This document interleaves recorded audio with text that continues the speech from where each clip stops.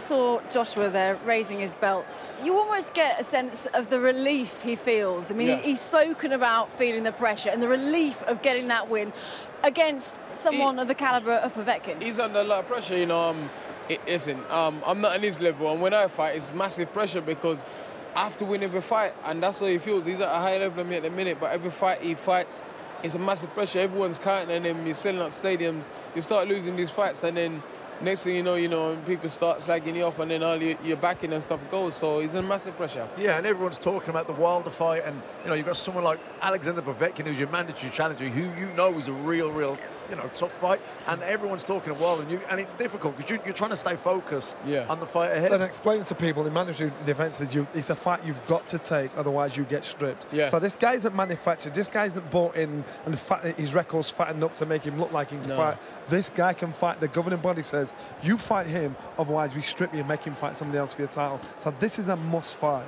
Which is exactly why he went into complete lockdown in Sheffield in camp. Yeah, in camp, you know what, he looked tired. He just looked like he'd had enough of it. So now he's thinking, April, this man will disappear and have a rest for a while and think, right, I want to rejuvenate myself, because he looked tired, because I know the camp was very, very hard. And unfortunately, being in position he's in, he's always going to be up against it, up against an unbeaten fight, up against a tough ass. Maybe this fellow on my left, maybe Wilder, you never know. But every fight, he's got to commit heart and soul to it. Povetkin never been knocked out. How much confidence would Anthony take from that?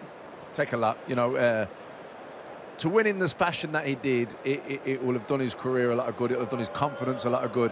The last couple of fights, people were saying that weren't as exciting performances, but that was exciting. He lost a few rounds, he got caught, got buzzed a little bit, and then, really finished the show in a really spectacular fashion. He was very, very patient today, and he took his time as well, and he kept on jabbing to the body, which opened up the right hand to the head. Povetkin didn't see the right hand coming, because he did a few rounds just jabbing to the body, jabbing to the body, no right hand, and then all of a sudden he just threw a little right hand out of nowhere, and they cut Povetkin completely by surprise. Would you put Povetkin out there as probably the best outside Wilder and yourself, obviously? Yeah, listen, he's a top fighter, Olympic gold medalist, former world champion, only lost to Klitschko, and it wasn't even by knockout. So yeah, he's definitely up there. So who would you like to see AJ in with? Who do you want to see him in next? Is it going to be Wilder? Yeah, the winner of Wilder and Fury, definitely. Johnny, who do you want to see and why? Of course you want it to be Wilder, but let's get realistic. If this doesn't happen, then where's the next step? Who's the next person that's going to fill out this place here? I think it's this fella here. I want it to be Wilder, but I think it'll be this fella here next if it's not Wilder. Yeah, and I think because of the Joseph Parker win, he's got good grounds for it as well. Yeah. How realistic do you think it's going to be happening that you could be in there next with him? I don't know. This is boxing. Heavyweight boxing is a funny thing, Who knows how bad the damage is to his nose? He may need surgery, but hopefully it's me. A lot of things get said in boxing, but it don't happen. I'm here and I'm ready to rock. I'm always ready to fight. I never say no to a fight. I'm ready. I'm always ready.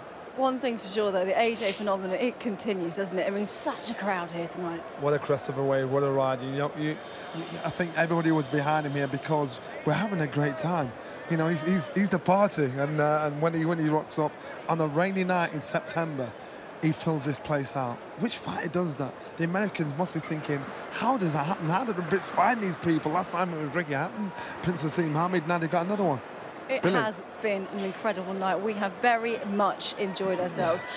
There he is, Anthony Joshua, always the last man to leave, always the last man to shake everyone's hand. Absolutely great to see.